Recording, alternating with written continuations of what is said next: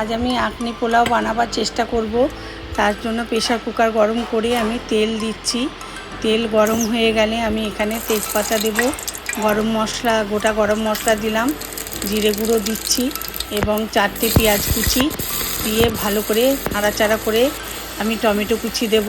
Tomato কুচি দেওয়ার পরে আমি 2টো কাঁচা লঙ্কা দেব চেরা। একটা মশলা বানিয়ে নিয়ে রাখতে হবে আমাকে, হ্যাঁ। দিয়ে এরপরে আপনার আদা রসুন পেস্ট দেব। আদা রসুন পেস্ট দিয়ে ভালো করে নাড়াচাড়া করব। সামান্য একটু নুন দেব, হলুদ দেব, পরিমাণ মতো নুন দেবেন। আর কাশ্মীরি লঙ্কা দিলাম, আপনারা হলুদ দিলে নাও দিতে পারেন, হ্যাঁ। দিয়ে আমি মাংসটা দিয়ে দিলাম, 750 মতো মাংস আছে। মাংসটা ভালো করে নাড়াচাড়া করে ভালো করে বেশ খানিকক্ষণ কষাতে হবে। কষিয়ে নিয়ে ভালো করে কষিয়ে নেওয়ার পরে আমি একটু জিরে গুঁড়ো দিলাম, হ্যাঁ। আপনারা পারলে আমি আরেকটু কাশ্মীরি লঙ্কাও দিয়েছিলাম, হ্যাঁ। এবার পুদিনা পাতা দিলাম, ধনে পাতা দিলাম, দিয়ে 2টো সিটি দিলাম। সিটি খুলে আমি ভেজানো 8 ঘন্টা ভেজানো চাল দিলাম, 750 গ্রাম চাল আছে।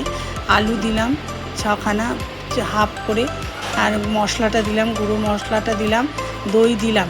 এখানে আমার জলের কোনো ব্যবহার হবে না, চিকেনের জল আর দইয়ের জলে আমার রান্না হবে। 3টে সিটি দিলাম, আমার রান্না হয়ে গেছে। এই দেখুন আমি পরিবেশন করেছি।